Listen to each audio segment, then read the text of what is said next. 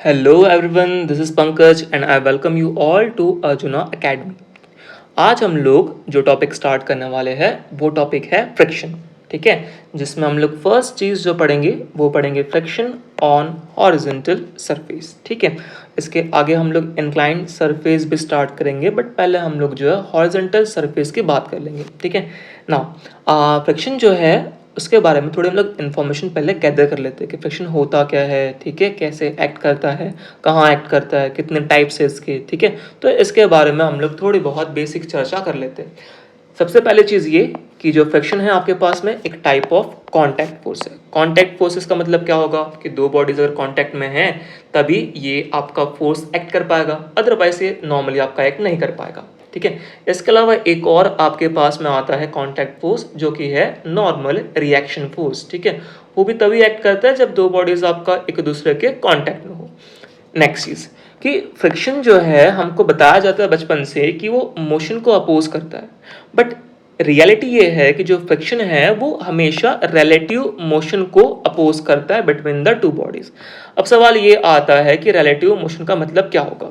ठीक है, relative motion का मतलब होता है कि जब एक बॉडी का मोशन दूसरे के रिस्पेक्ट में हो रहा हो। इसका बेस्ट एग्जांपल है कि मान लीजिए कि एक बस है, बस के अंदर जो है लगेज रखा हुआ है। अब जैसे ही बस का ब्रेक अप्लाई होगा तो जो लगेज है वो क्या होगा, हल्का सा आपका आगे की तरफ में जो है शिफ्ट करेगा या फिर स्लाइड करेगा। तो ये जो मोशन हुआ between the luggage and the surface of the bus, इसको हम लोग बोलते हैं रिलेटिव मोशन, कि एक बॉडी के रिस्पेक्ट में दूसरी बॉडी आपका मूव करिए। अगेन जब आप साइकिल चलाते हैं तो उस टाइम पे क्या होता है कि जब हम लोग रोड पर साइकिल चलाते हैं या बाइक हम लोग जब ड्राइव करते हैं तो आपका जो बाइक है या जो साइकिल है वो जो है उस रोड के रिस्पेक्ट में मोशन परफॉर्म कर रहा है। तो अगर हम लोग कहें तो यहाँ पर हम लोग बोल सकते हैं कि जो साइकिल या फिर जो कार है या जो बाइक है वो रिलेटिव मोशन में है with respect to the road. ठीक है, तो इस तरीके से होता है रिलेटिव मोशन का मतलब कि जब एक बॉडी दूसरे के रिस्पेक्ट में मूव कर रही हो। अब चांसेस ये है कि दोनों बॉडीज आपका मोशन में हो सकती है और चांसेस ये भी है कि जब दोनों बॉडीज जो आप दोनों में से एक बॉडी आपका रेस्ट में हो सकती है। ठीक है, इसके अलावा अगेन फ्रिक्शन आपका तब एक्ट करता है जब दो बॉडीज के बीच में टेंडेंसी हो रिलेटिव मोशन का। टेंडेंसी का मतलब ये होता है कि मतलब उनमें जस्ट मोशन स्टार्ट होने वाला हो। ठीक है, अभी स्टार्ट नहीं हुआ है बट हाँ जस्ट होने वाला हो, तो इसे आप बोलते हो tendency of relative motion. Now next चीज कि फ्रिक्शन की हम लोग के पास में कैटेगरीज कितनी है। तो फ्रिक्शन जो है ये हम लोग के पास दो कैटेगरी में डिवाइडेड है। एक को हम लोग बोलते हैं स्टैटिक फ्रिक्शन और एक को हम लोग बोलते हैं काइनेटिक फ्रिक्शन। स्टैटिक फ्रिक्शन जो है अगेन आपका तब एक्ट करेगा जब बॉडीज आपका रेस्ट में हो, और काइनेटिक फ्रिक्शन आपका तब एक्ट करता है जब बॉडीज आपका मोशन में हो। ठीक है, इसके अलावा ये कि काइनेटिक फ्रिक्शन जो है इसकी दो कैटेगरीज है, एक स्लाइडिंग फ्रिक्शन और दूसरा आपके पास में रोलिंग फ्रिक्शन। ठीक है, तो पहले हम लोग स्टार्ट करेंगे स्टैटिक फ्रिक्शन को। तो स्टैटिक फ्रिक्शन जो है ये कब एक्ट करने वाला है, जब दो बॉडीज आपका रेस्ट पे हो। तो इसका हम लोग एग्जांपल लेते हैं। मान लीजिए कि यहाँ पर एक कार है जो कि रोड किनारे रखी हुई है। ठीक है, अब हमें क्या करना है, इस कार को मूव करना है और कार अपने आप तो मूव करेगी नहीं, हमें क्या करना पड़ेगा, इसके ऊपर फोर्स लगाना पड़ेगा।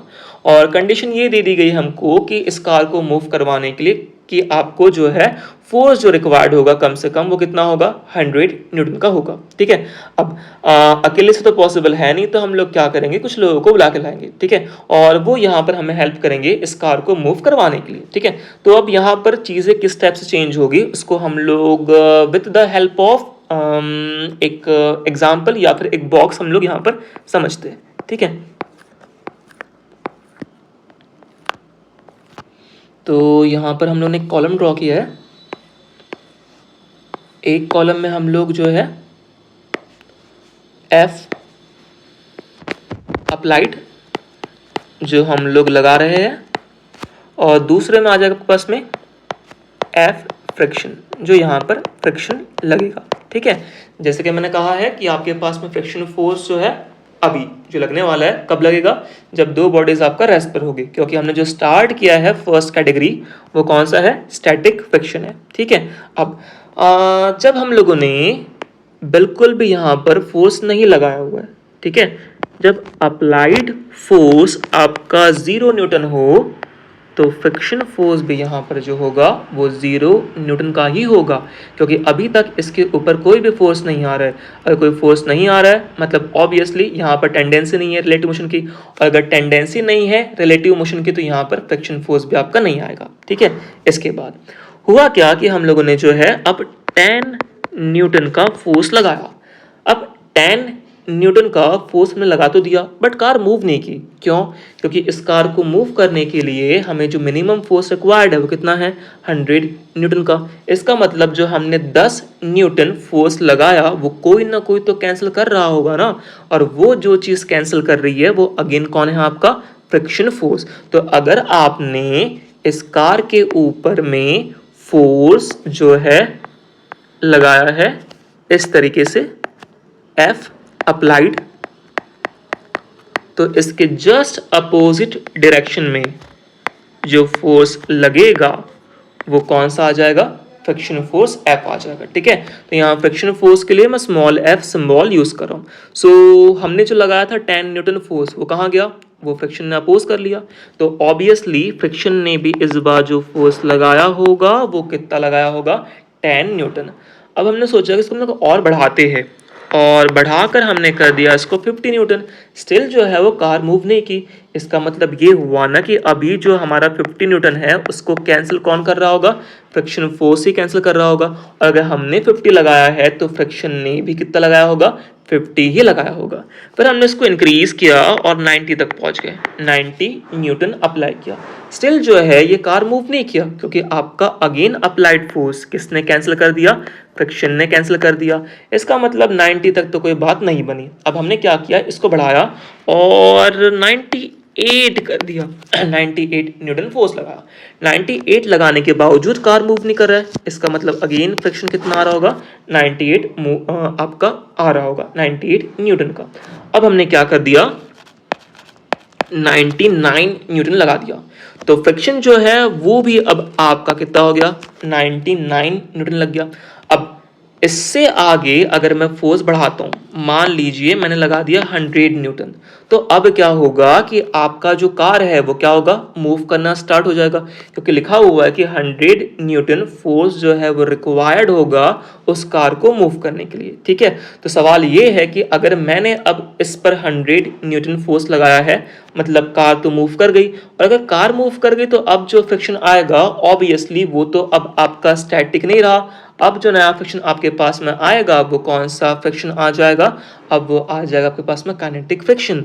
और एक चीज जो आपने ऑब्जर्व किया होगा, अगर कार रुकी हुई है, ठीक है, उसको एक बार मोशन में लाने के लिए जो है थोड़ी एक्स्ट्रा एफर्ट्स लगाने पड़ते, बट जैसे ही वो एक बार मोशन में आ जाए उसके बाद जो आपको एफर्ट लगाना पड़ता है ना, वो पहले के कंपैरिजन में थोड़ा कम लगाना पड़ता है। इसका मतलब यहाँ से हमें ये चीज़ समझ में आती है कि जो स्टैटिक फ्रिक्शन है उसका वैल्यू थोड़ा ज़्यादा होता है कंपेयर टू आपका काइनेटिक फ्रिक्शन। इसका मतलब ये हुआ कि अभी तक जो कार मूव नहीं कर रही थी उस टाइम पर जो फोर्स आ रहा था वो था static friction, but after 100 Newton या फिर ऑन द 100 न्यूटन कार आपका मूव कर गया, तो जो अभी आपके पास में आएगा फ्रिक्शन फोर्स वो कौन सा हो जाएगा, काइनेटिक फ्रिक्शन हो जाएगा। ठीक है, और काइनेटिक फ्रिक्शन जो है स्टैटिक फ्रिक्शन के कंपैरिजन में हमेशा कम होता है। इसका मतलब अभी जो फोर्स लग रहा होगा वो आपका 99 नहीं, 99 से थोड़ा कम, मतलब 97 न्यूटन लग रहा है। ठीक है, इसके बाद हमने अगेन फोर्स को बढ़ाकर 100 से कर दिया 120। अब अगर आपने 120 कर दिया मतलब अभी भी देखिए जो आपके पास में फ्रिक्शन की जो लिमिट है लगने की वो कितनी है, 97, क्योंकि इससे ज़्यादा तो वो नहीं लग सकता। ठीक है, तो फ्रिक्शन फोर्स अभी भी आपके पास कितना आएगा, 97 न्यूटन। इसको बढ़ाकर आप भले से कर दो 150 न्यूटन, स्टिल आपके पास जो फ्रिक्शन फोर्स आएगा वो कितना आएगा, 97 न्यूटन। रीज़न ये है कि आपके पास अब जो कार है वो मूव करना स्टार्ट कर गई, और मूव करना स्टार्ट कर गई मतलब आपके पास अब जो फ्रिक्शन आ गया वो स्टैटिक नहीं रहा, वो कौन सा हो गया, काइनेटिक फ्रिक्शन हो गया। ठीक है, अब देखिए इस टेबल से हम लोग कौन कौन सी चीज़ों को समझ सकते हैं। सबसे पहली चीज़ कि 99 न्यूटन तक जब तक आपका कार मूव नहीं किया था, जो आपके पास में फ्रिक्शन फोर्स आ रहा था वो कौन सा फ्रिक्शन था, स्टैटिक फ्रिक्शन था। इसके अलावा जितना हम लोग अप्लाइड फोर्स लगा रहे थे, जितना हम लोग फोर्स अप्लाई कर रहे थे, उतना ही कौन आ रहा था आपके पास में, स्टैटिक फ्रिक्शन आ रहा था। ठीक है, then after 99 newton static force जो है आपका, स्टैटिक फ्रिक्शन फोर्स आपका नहीं बढ़ पाया। इसका मतलब 99 न्यूटन जो है वो इसकी बन जाती है लिमिटिंग वैल्यू। ठीक है, जिसे हम लोग कहते हैं लिमिटिंग फ्रिक्शन। ठीक है, सो 99 न्यूटन ये आपके पास में क्या हो गया, लिमिटिंग फ्रिक्शन का वैल्यू। ठीक है, और आफ्टर 99 न्यूटन जब आपका कार मूव करना स्टार्ट कर गया, तो जो आपके पास फ्रिक्शन आ गया, अब वो स्टैटिक फ्रिक्शन ना होते हुए कौन सा बन गया, काइनेटिक फ्रिक्शन बन गया। ठीक है, अब ये हो गए हम लोग के पास में कैटेगरीज। ठीक है, स्टैटिक फ्रिक्शन की और काइनेटिक फ्रिक्शन की। ठीक है, तो यहाँ से अब अगर हम लोग एक नॉर्मल ग्राफ ड्रॉ करते, ठीक है, क्योंकि ग्राफ जो है उससे भी हमें कुछ चीज़ें समझ में आएगी, तो मैं यहाँ पर एक ग्राफ ड्रॉ कर रहा, इसे देखिए।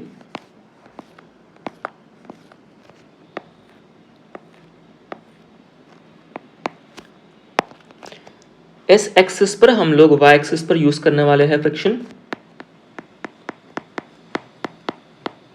और जो एक्स एक्सिस है इस पर हम लोग यूज करने वाले हैं एफ अप्लाइड, जो हमने फोर्स लगाई है। ठीक है, अगर आप देखेंगे कि इस टेबल में जब तक आपका स्टैटिक फ्रिक्शन लग रहा था ना, तब तक जो है जितना आपका अप्लाइड फोर्स था उतना ही फ्रिक्शन फोर्स था। ठीक है, आपने 10 किया, फ्रिक्शन 10 हो गया, आपने 90 किया, फ्रिक्शन 90 हो गया, आपने 99 किया, फ्रिक्शन भी 99 हो गया। इसका मतलब जो ग्राफ चलेगा वो आपका एक लीनियर ग्राफ होगा, straight line passing through the origin. ठीक है, अब लेकिन अगर इसमें हम लोग इसको थोड़ा सा छोटा कर देते, सो दैट कि हम लोग इसको काइनेटिक पीस में हम लोग शो कर सके। ठीक है, तो ये हो गया हम लोग के पास में स्टैटिक फ्रिक्शन। इसका मतलब ये हुआ कि इस पॉइंट तक जो आपका फ्रिक्शन लग रहा है वो कौन सा फ्रिक्शन लग रहा है आपका, एफ स्टैटिक। और जैसे ही आपने 99 के आगे इस वैल्यू को बढ़ाया, अब जो आपके पास फ्रिक्शन आ गया वो कौन सा फ्रिक्शन आ गया, काइनेटिक। और हम लोग जानते हैं काइनेटिक जो है स्टैटिक से थोड़ा कम होता है, इसलिए ग्राफ आपका अब ऊपर नहीं जाएगा और नीचे जाएगा। पहली चीज तो ये। दूसरी चीज, अगर आपने ध्यान से देखा होगा तो जो काइनेटिक फ्रिक्शन है वो कांस्टेंट है, यहाँ भी 97, यहाँ भी 97 और यहाँ भी 97। इसका मतलब ये हुआ कि आपके पास में काइनेटिक फ्रिक्शन जो है वो आपको एक कांस्टेंट वैल्यू देता है। इसका मतलब पहला आपके पास में स्टैटिक था, और जहाँ से आपका रेड वाला स्टार्ट हो रहा है वो जो आपके पास में आ जाएगा फ्रिक्शन, वो कौन सा हो जाएगा, एफ काइनेटिक। ठीक है, तो जो मैंने येलो से शो किया है वो एफ स्टैटिक है, और जो ब्लू से शो किया है वो एफ काइनेटिक है।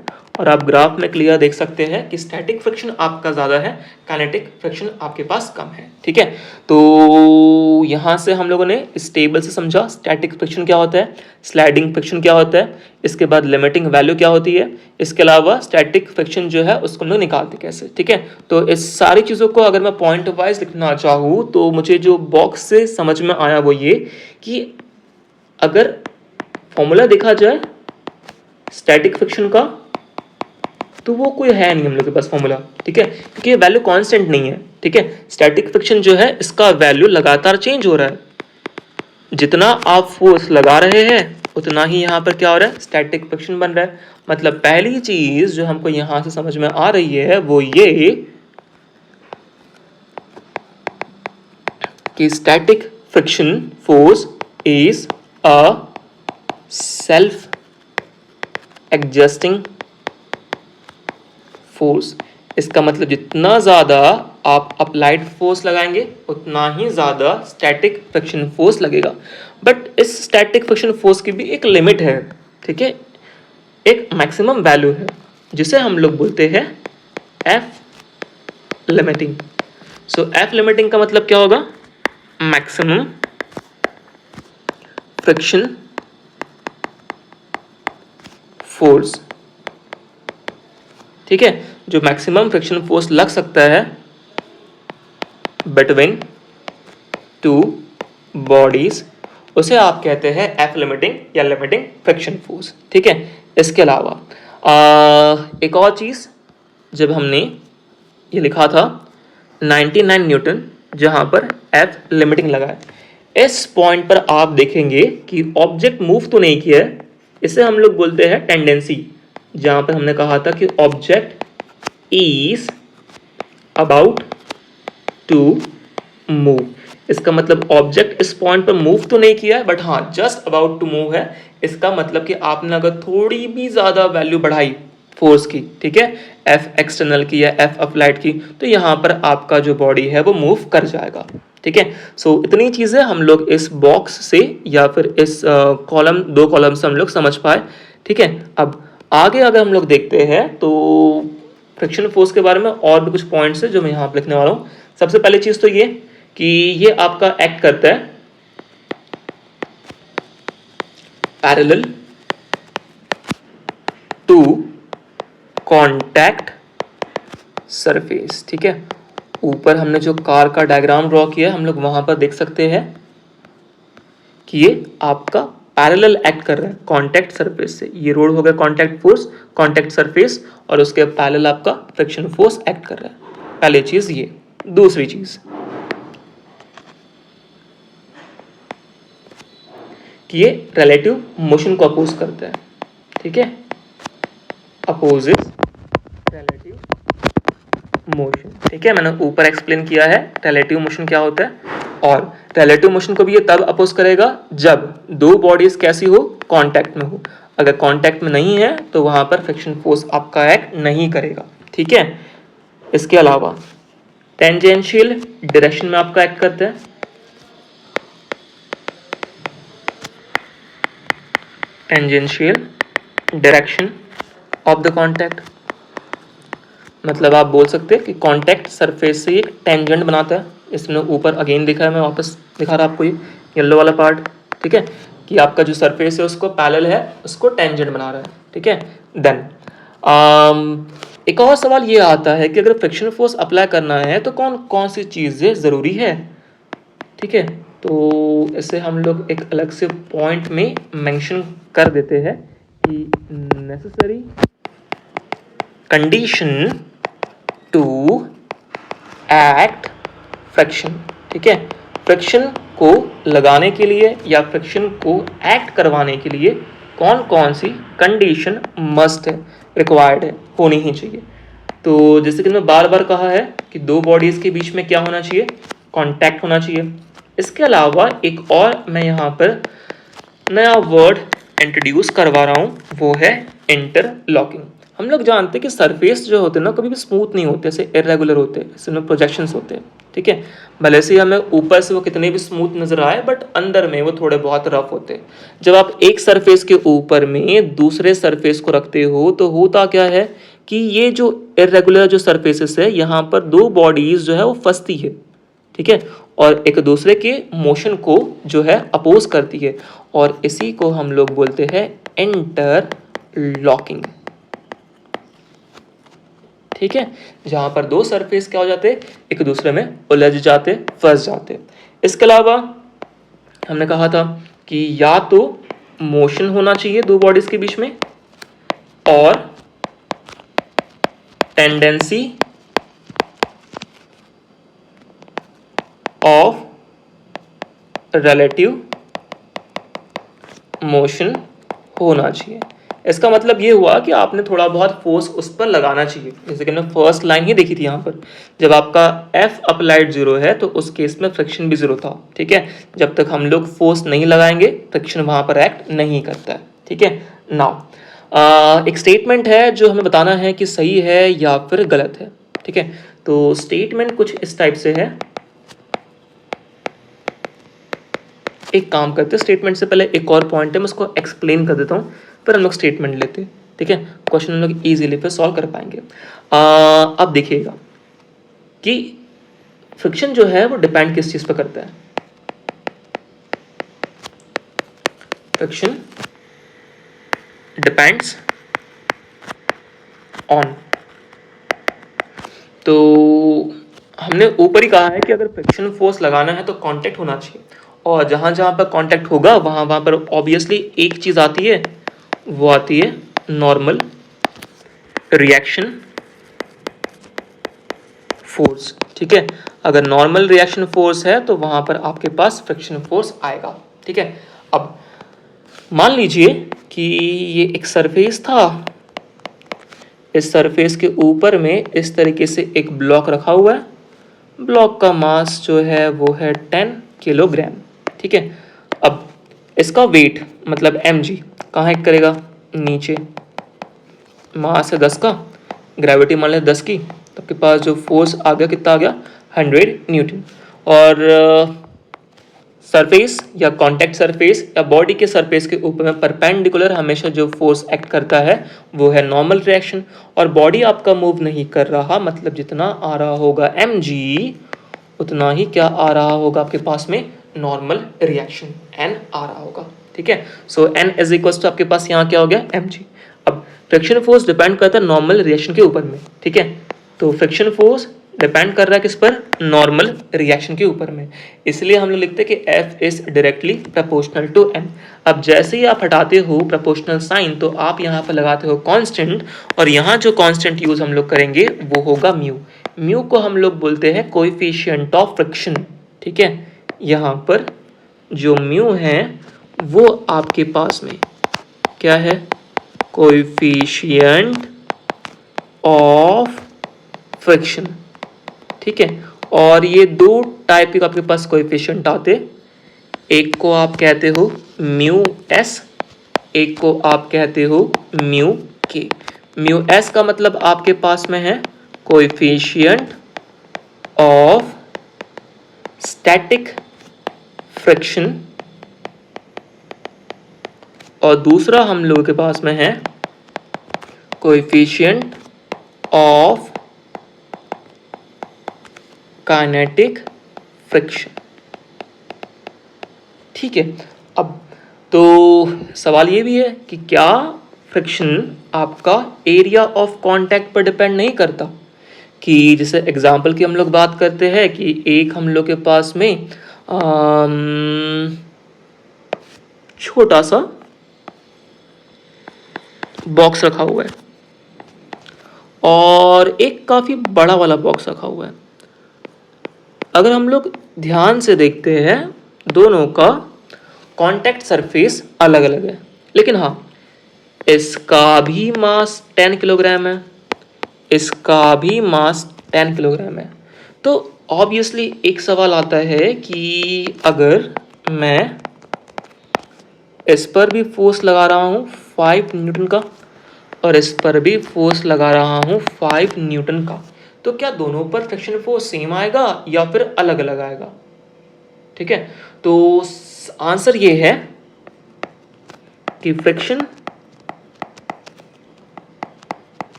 Force will be same in both cases। Reason ये है कि friction force does not depends on contact area,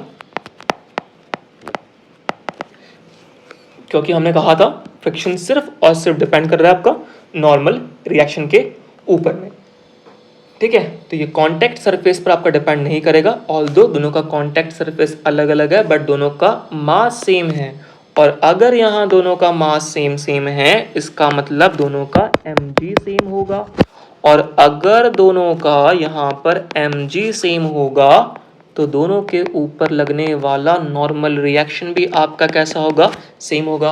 अगर नॉर्मल रिएक्शन सेम होगा तो ऑब्वियसली आपका यहाँ पर जो फ्रिक्शन फोर्स आएगा वो भी कैसा आएगा, सेम आ जाएगा, ठीक है। नाउ सो हमने यहाँ पर जो दो चीज़ लिखी हुई है ना, एक म्यू एस और एक म्यू के, तो जैसे हम लोग जानते हैं स्टैटिक फ्रिक्शन हमेशा ज़्यादा होता है कंपेयर टू काइनेटिक फ्रिक्शन, वैसे ही म्यू एस का वैल्यू हमेशा ज़्यादा होता है कंपेयर टू म्यू के का वैल्यू। ये कोएफिशिएंट ऑफ स्टैटिक फ्रिक्शन या कोएफिशिएंट ऑफ काइनेटिक फ्रिक्शन आपके पास प्योर नंबर होते हैं, ना तो इनका कोई यूनिट होता है ना तो इनका कोई डायमेंशन होता है। जैसे आप रिफ्रैक्टिव इंडेक्स आपने पढ़ा होगा, वो भी एक प्योर नंबर है, ठीक है, सेम आपके पास ये भी एक प्योर नंबर है। इसकी वैल्यू आपका बेसिकली डिपेंड करती है सरफेस के ऊपर में कि आपका सरफेस का नेचर कैसा है। एग्जाम्पल के तौर पर अगर हम लोग प्लाईवुड की बात करें तो प्लाईवुड का जो म्यू का वैल्यू रहेगा वो थोड़ा ज़्यादा होगा compare to mu of the tiles, ठीक है। हम लोग जो ग्रेनाइट या फिर हम लोग जो मार्बल देखते हैं उसका जो कोएफिशिएंट होता है म्यू फ्रिक्शन म्यू, वो हमेशा कम होगा कंपेयर टू आपका वुडन या फिर प्लाईवुड के, ठीक है। तो ये बेसिकली आपका डिपेंड करता है मटेरियल के ऊपर में, ठीक है। इसके अलावा ऐसा नहीं है कि फ्रिक्शन जो है हर जगह हमारे लिए बुरा है, ठीक है। फ्रिक्शन के कुछ एडवांटेजेस भी है और जो फ्रिक्शन है इसके कुछ डिसएडवांटेजेस भी है, ठीक है। एडवांटेजेस ये इसके कि इसके हेल्प से हम लोग लिख पाते, ठीक है, राइटिंग पॉसिबल है बिकॉज ऑफ फ्रिक्शन। कभी आप जो है पेन से ग्लास के ऊपर लिख के ट्राई करना, वो प्रॉपरली नहीं लिख पाएगी, ठीक है। बिकॉज ऑफ फ्रिक्शन हम लोग चल सकते, वी कैन वॉक, ठीक है। इसके अलावा बिकॉज ऑफ फ्रिक्शन जो है हम लोग जो है टर्न ले पाते हैं, टर्निंग। बिकॉज ऑफ फ्रिक्शन हम लोग ब्रेक्स लगा पाते हैं, गाड़ियों को रोक पाते हैं, ठीक है। डिसएडवांटेज ये है फ्रिक्शन का कि इसके वजह से जो गाड़ियों के जो टायर्स है, ठीक है, उनका होता है वियर एंड टीयर, मतलब कुछ टाइम के बाद ये खराब हो जाते हैं, मतलब आपको टाइम टू टाइम वो रिप्लेस करना पड़ता है। मशीनरी जो पार्ट्स है वो भी आपके जो है कुछ टाइम के बाद धीरे धीरे जो है उनका भी वियर एंड टीयर स्टार्ट हो जाता है। हीट प्रोड्यूस होती है तो आपने जो एनर्जी प्रोवाइड की वो एनर्जी आपका लॉस हो जाती है in the form of heat. और एक और चीज़ कि आपको फ्रिक्शन को ओवरकम करने के लिए ना एक्स्ट्रा पावर लगाना पड़ता है, ठीक है। तो ये कुछ डिसएडवांटेजेस भी है जो फ्रिक्शन की वजह से हम लोग को देखना पड़ता है या फेस करना पड़ता है, ठीक है। अब इतना होने के बाद जो है हम लोग स्टार्ट करेंगे क्वेश्चन। सो स्टार्ट करते हैं फर्स्ट क्वेश्चन, एग्जाम्पल 1, ठीक है। क्वेश्चन बोल रहा है कि find acceleration and friction between block, ठीक है। सो क्वेश्चन में आपके पास में क्या क्या दिया हुआ है, इस तरीके से एक सरफेस है, सरफेस के ऊपर में एक ब्लॉक रखा हुआ है, इस ब्लॉक का जो मास है वो है 10 किलोग्राम, हमने इस पर जो फोर्स लगाया है F वो लगाया हुआ है 60 न्यूटन। और एक और चीज़ ये कि इसको जब हम लोग 60 से आगे पुल करेंगे तो फ्रिक्शन फोर्स ऑब्वियसली कहाँ लगेगा, पीछे की तरफ, ठीक है। तो मैंने यहाँ पर फ्रिक्शन शो कर दिया।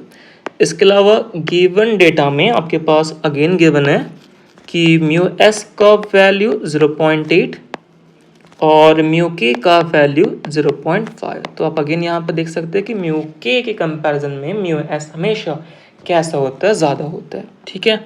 अब जब भी आप फ्रिक्शन के क्वेश्चन सॉल्व करते हैं ना तो पहला काम आपका ये होता है चेक करना कि आपने जो फोर्स लगाया है वो सफिशिएंट है भी या नहीं है। इसीलिए पहली चीज़ जब भी आप फ्रिक्शन के क्वेश्चन सॉल्व करो वहाँ पर आप निकाल लो एफ लिमिटिंग, ठीक है। सो एफ लिमिटिंग का फॉर्मूला कितना बन जाएगा, म्यू इंटू एन, ठीक है। इसके अलावा लिमिटिंग तभी लगता है जब आपके पास object just about to move हो, ठीक है, उस टाइम पर, क्योंकि हमने ऊपर भी देखा था, मतलब जो यहाँ पर जब हमने समझा था बॉक्स वाले में कि आपके पास में जब एफ लिमिटिंग लगा हुआ है उस टाइम पर object just about to move है, मूव नहीं किया है, मतलब अभी भी वो रुका हुआ है, इसलिए आप म्यू के की जगह पर क्या इस्तेमाल करेंगे, म्यू एस इस्तेमाल करेंगे, ठीक है। अब म्यू एस का वैल्यू आपके पास 0.8 है। अब सवाल ये है नॉर्मल रिएक्शन, तो नॉर्मल रिएक्शन निकालने के लिए आप चाहो तो एक ड्रॉ कर लो FBD, या फिर आप सिंपल यहाँ पर देख सकते हैं। नीचे में क्या एक्ट कर जाएगा आपके पास में mg, मास कितना है 10, ग्रेविटी कितनी है 10, कितना हो गया 100 न्यूटन, और ऊपर साइड में आपके पास क्या एक्ट कर जाएगा n। इसका मतलब n का वैल्यू आपके पास जो आ रहा है वो कितना आ रहा है 100 न्यूटन आ रहा है। ठीक है, सो आपने n भी निकाल लिया और आपके पास म्यू एस भी आपने यहाँ से यूज़ कर लिया। ठीक है, अब नेक्स्ट चीज़ कि इसका जो सोल्यूशन अगर हम लोग निकालते हैं तो वो आ जाएगा, देखिए 0.8 को आप 8/10 यूज़ कर सकते हो, 100 तो आपके पास जैसे का वैसा है, 0 0 कैंसिल, 8 10 से कितना हो गया 80। इसका मतलब यहाँ पर जो एफ लिमिटिंग लग रहा है वो कितना लग रहा है 80 न्यूटन के बराबर। ठीक है, अब और हम लोग लगा कितना रहे हैं एफ अप्लाइड 60 न्यूटन, तो ऑब्वियसली फ्रिक्शन जो है उसकी लिमिट है कि वो 80 तक रोक ले, और हम लोग लगा रहे हैं सिर्फ 60 न्यूटन, तो ऑब्वियसली यहाँ पर ऑब्जेक्ट मूव नहीं करेगा। ऑब्जेक्ट मूव नहीं करेगा इसका मतलब ऑब्जेक्ट आपका कैसा है रेस्ट पर है। ऑब्जेक्ट अगर रेस्ट पर है तो एक्सिलरेशन कितना हो गया 0, और सवाल ये भी था हमको निकालने के लिए कि फ्रिक्शन फोर्स निकालना है, तो यहाँ पर जो फोर्स लग रहा है वो स्टैटिक फ्रिक्शन लग रहा है, और स्टैटिक फ्रिक्शन हम लोग जानते हैं सेल्फ एडजस्टिंग होता है। अगर हमने लगाया हुआ है 60 न्यूटन तो जो फ्रिक्शन लगाएगा वो भी कितना लगाएगा 60 न्यूटन। ठीक है, गलती से यहाँ पर 80 आंसर हम लोग टिक नहीं कर सकते, रीज़न ये है कि जो 80 न्यूटन है वो लिमिटिंग वैल्यू है। ठीक है, बट यहाँ पर आपने जो एफ अप्लाइड लगाया है, मतलब जो एफ एक्सटर्नल लगाया है वो सिर्फ 60 न्यूटन है, और ऐसे केस में बॉडी मूव नहीं करेगा, रेस्ट पर रहेगा, ए आपका 0 बन जाएगा, और स्टैटिक फ्रिक्शन सेल्फ एडजस्टिंग होने के कारण आपके पास में अगेन यहाँ जो वैल्यू बन जाएगी फ्रिक्शन फोर्स की वो कितनी बन जाएगी 60 न्यूटन। सो लास्ट क्वेश्चन के जैसा ही अगेन हम लोग सेम क्वेश्चन ले रहे, इसमें भी हमें जो चीज़ करनी है वो फाइंड करनी है एक्सेलरेशन और friction force. Find acceleration and friction. ठीक है, अगेन डायग्राम जो है क्वेश्चन में दिया हुआ है, ये आपके पास एक ब्लॉक मेंशन है क्वेश्चन में, ब्लॉक जो है वो आपका है 10 किलोग्राम। ठीक है, इस बार एफ अप्लाइड या एफ एक्सटर्नल आप कह दीजिए वो आ रहा है 80 न्यूटन। इसके अलावा वापस म्यू एस का वैल्यू 0.6 एंड म्यू के का वैल्यू 0.5। ठीक है, और फाइंड क्या करना है हमें वापस फ्रिक्शन और एक्सेलरेशन। तो जब भी हम लोग सॉल्व करते हैं फ्रिक्शन वाले क्वेश्चन, पहला काम हम लोगों का हमेशा क्या होता है एफ लिमिटिंग निकालना। तो एफ लिमिटिंग का फॉर्मूला कितना बन जाता है mu into N. F limiting में हमेशा म्यू एस इस्तेमाल होता है, म्यू के कभी इस्तेमाल नहीं होता। रीज़न ये है कि म्यू के तब इस्तेमाल होगा जब ऑब्जेक्ट आपका मोशन में होगा। ठीक है, और लिमिटिंग तक ऑब्जेक्ट आपका रेस्ट में रहता है। एन की बात की जाए नीचे में एक्ट करेगा एम जी, मास है 10 का, ग्रेविटी है 10, 100 न्यूटन, और ऊपर में आपके पास में आ जाएगा नॉर्मल रिएक्शन। ऑब्जेक्ट रेस्ट पर होने के कारण जितना ऊपर फोर्स लगेगा उतना ही फोर्स नीचे भी आ जाएगा। तो n का वैल्यू आपके पास जो बनना चाहिए वो कितना बन जाएगा 100 न्यूटन के बराबर। ठीक है, तो पहले हम लोग म्यू एस पुट करेंगे 0.6, नॉर्मल पुट करेंगे 100। ठीक है, 0.6 को 6/10 लिखा जा सकता है, इधर में आ गया 100, 0 0 कैंसिल, 6 10 60। इसका मतलब एफ लिमिटिंग जो आ गया वो कितना आ गया 60 न्यूटन के बराबर। और हम लोग जो एफ एक्सटर्नल लगा रहे हैं वो कितना लगा रहे हैं 80 न्यूटन। मतलब इस केस में ऑब्जेक्ट आपका मूव करेगा, और अगर ऑब्जेक्ट मूव करेगा इसका मतलब एक्सेलरेशन भी होगा। अब यहाँ पर ड्रॉ कर लेंगे हम लोग एफ बी डी। ठीक है, तो जब हम लोग एफ बी डी ड्रॉ करेंगे तो एफ बी डी जब हम लोग ड्रॉ करते हैं तो हम लोग सबसे पहली चीज़ देखते हैं बॉडी पर कौन कौन से फोर्सेस आ रहे हैं, बॉडी का मास कितना है। सो बॉडी के ऊपर में आगे की तरफ में जो फोर्स आ रहा है वो आ रहा है F is equals to 80 newton. एक और चीज़ कि अगर ऑब्जेक्ट आपका मूव कर रहा है इसका मतलब अब यहाँ पर स्टैटिक फ्रिक्शन तो नहीं आएगा। अगर स्टैटिक फ्रिक्शन नहीं आएगा तो मतलब आपके पास अब जो नेक्स्ट ऑप्शन बच गया वो कौन सा आ जाएगा, काइनेटिक फ्रिक्शन। ठीक है, तो काइनेटिक फ्रिक्शन जो है इसका हम लोग के पास फॉर्मूला है म्यू के इंटू एन। म्यू के का जो वैल्यू है वो है 0.5 और एन का वैल्यू क्लियर नज़र आ रहा है 100। ठीक है, 0.5 को आप 5/10 लिख दीजिए, यहाँ 100 कैंसिल, एफ के का वैल्यू 5 टाइम्स कितना हो गया 50 न्यूटन। ठीक है, सो आगे में लग रहा है 80 न्यूटन और पीछे में जो आएगा फ्रिक्शन वो आ जाएगा आपके पास में एफ के काइनेटिक। ठीक है, इस बार हम लोग काइनेटिक फ्रिक्शन इसलिए लगा रहे हैं क्योंकि ऑब्जेक्ट आपका क्या कर रहा है, मूव कर रहा है। ठीक है, सो पीछे की तरफ में आपके पास फोर्स कितना आ गया एफ के, जिसका वैल्यू आ रहा है 50 न्यूटन।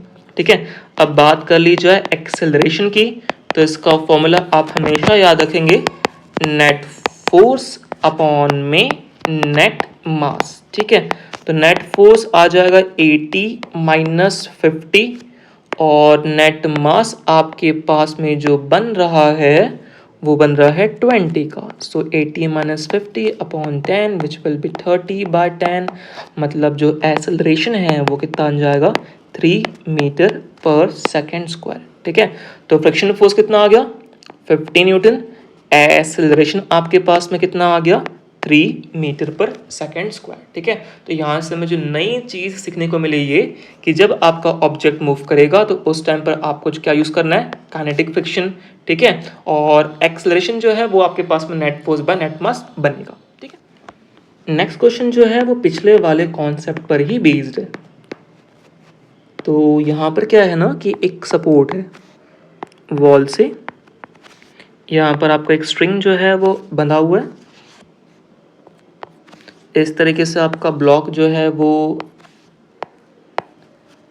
रखा हुआ है जिसका मास आ चुका है 5 किलोग्राम। ये आपके पास सरफेस,